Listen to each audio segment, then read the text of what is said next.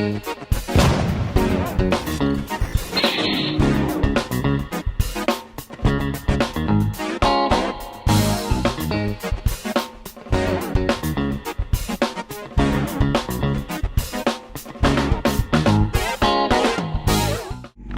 morning everyone, and it is an exciting morning because it is Sting's MOT. So I'll just let him out here, warm him up for a minute. Try not to annoy the neighbours too much.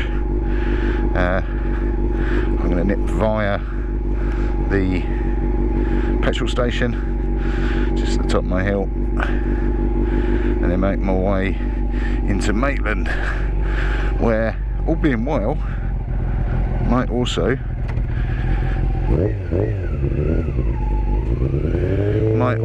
bump into the motorcycle rescuer.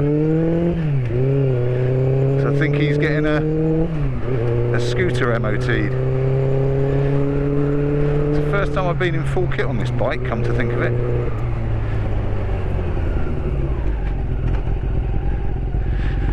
And it's nice.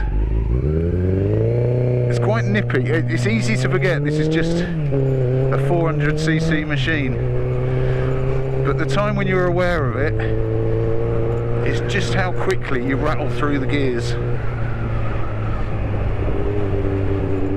But it is a nice sit up and beg position. Feels so much better with some air in the tyres as well. Chucked some air in the tyres last night, or yesterday afternoon, before I took it on its little pseudo cruise around the block.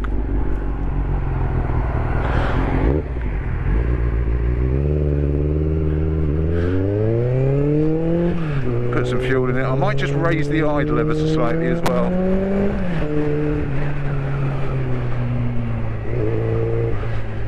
Yeah, I might just raise the idle. The idle feels slightly low. Now, I've struggled throughout this project by not having a manual because I just couldn't find one. But the various, nearby versions that I've seen have the idle at around 1600, and I think this is just over the 1000, and it doesn't quite. I mean, it idles nicely, but it's a little bit of a hoik to get it to rev after that. There's a bit of a dead spot. You can just hear it there.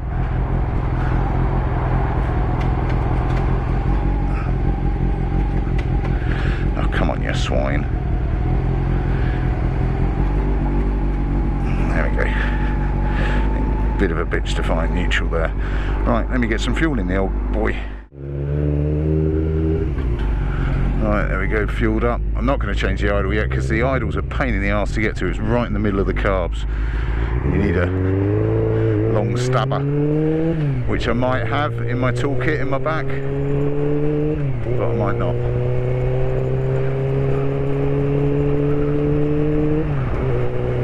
Now, I think I know where I'm going.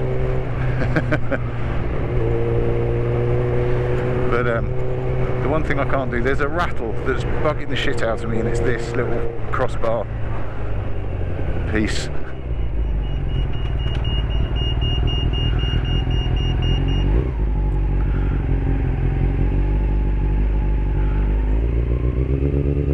Do you know why? I'm going to have a go at that idle because that's bugging me. Sounds like it's going to stall out. I don't think it is, but it's just annoying. Right, I'll get back to you.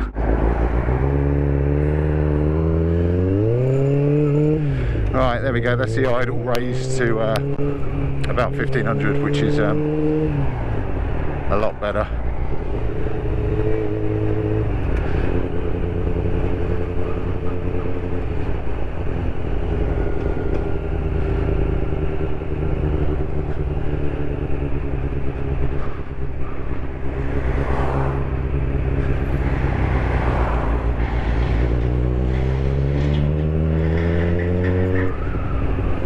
Sounds lovely, this thing.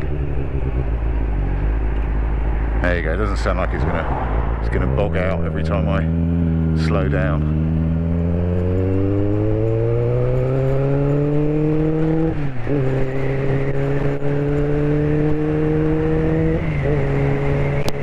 But it ain't quiet.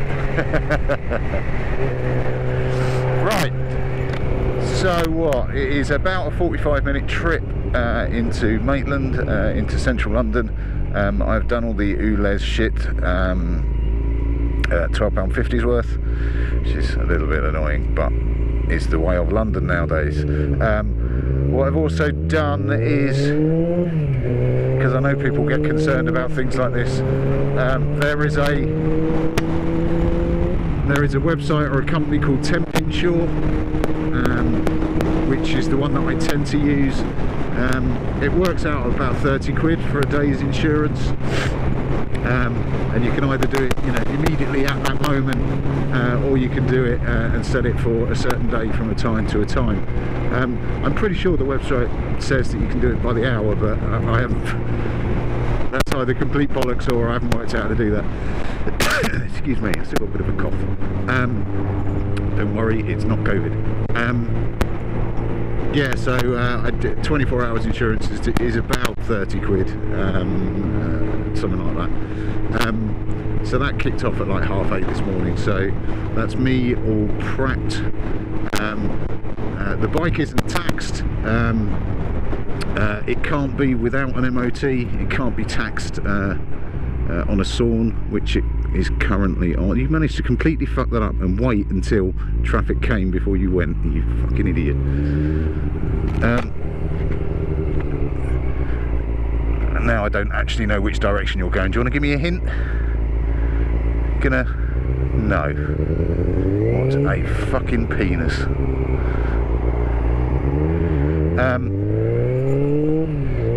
What was I saying? Yeah, what was I saying? Insurance. Oh, I've lost track. He's put me off. He's completely ruined my train of thought by being a dick in front of me. Going through insurance. Oh, car tax, road tax, sorry, or vehicle excise duty, as it's correctly titled, rather than road tax. Can't tax a vehicle unless it has a valid MOT. Therefore, I am driving without tax. Dun, dun, dun. However, you can drive a vehicle without. Come on, sat nav, are you going to give me a hint as to which way I'm going? No. For fuck's sake. I've had it squared away so I could. Oh, as it died on me. Fuck's sake. So I'm here. I've parked up opposite Maitland. Charlie's going to go for an MOT at the same time, which is really handy because the bike that keeps on giving has spat out its fucking oil cap. Entirely my fault. I checked the level this morning, dropped it back in, got distracted by kids, dogs, life, something, and I couldn't have done it back up again. I'm so fucking annoyed with myself. Particularly because it's going to be a bust to find one. Charlie's going to see if he's got something I can use, but I'm fucking irritated. I imagine it's probably at the bottom of my driveway, but we'll see. We will see. But that is the most Heath Robinson bodge I have ever done on a bike. Feck. Damn it, GoPro failure. So this is a filler after I've got home. But the good news is clean MOT, no advisories. Great to catch up with Charlie again, who I met at Maitland while he was getting one of his scooters MOT'd. Unfortunately, you're not going to see the ride home because it's not so much GoPro failure, it's full. I haven't emptied it from holiday, so it's got lots of holiday stuff on there. It's my own fault. I should have sorted it out beforehand. So, be back at home in the blink of an eye. And there we go, home safe and sound despite the efforts of some of London and Watford's most phenomenal drivers. I wish I could have left a little bit more GoPro footage on, but the card filled up pretty quick because I haven't offloaded all my holiday stuff yet, which is a bit stupid of me. So what, that's by far the longest run out Sting's had, and despite the fact that I did look on the way back to see if I could spot the oil cover, I can't. So I'm going to see if I can find a replacement. I'm really annoyed at myself for that. That was bad preparation. I got so excited over putting my new cover on that I'd sprayed, because it's really annoyed me to have the open nut there, that I didn't do it up. And although I placed it back in, I hadn't screwed it back up, so it's bounced out at some stage. I did look on the way home, but not a chance. There's too much traffic around. That could have gone anywhere. So I'll replace that. That's fucking irritating. So what? I'll have to put Sting on the market now. Probably looking around the 1650 mark, something like that. He's not perfect, but fuck me, does he ride well.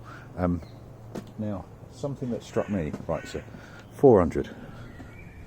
So, looking at, you know, rev counter, you know, looking at 12, 13 on a 900. Looking at, oh, what's the max? Yeah, 13 to 15 on a 600. Up to 14 on a 400. It revs high. It revs really high, and frankly, unless you're loitering between, you know, sort of 5 to, I suppose 6 to 9, and really giving it some beans, it jumps into a new form of life. Before that, it's a bit, I don't say slow, it's just a little bit laborious, but it wants to be ragged, and it really reacts to being ragged. Right, brill. That'll do me. It's a bit of an early start. What do I need to do? I need to order. I need to order a new oil cap for it. I'll need to top up the oil ever so slightly as well, because I need to lose enough to coat my boot, if nothing else.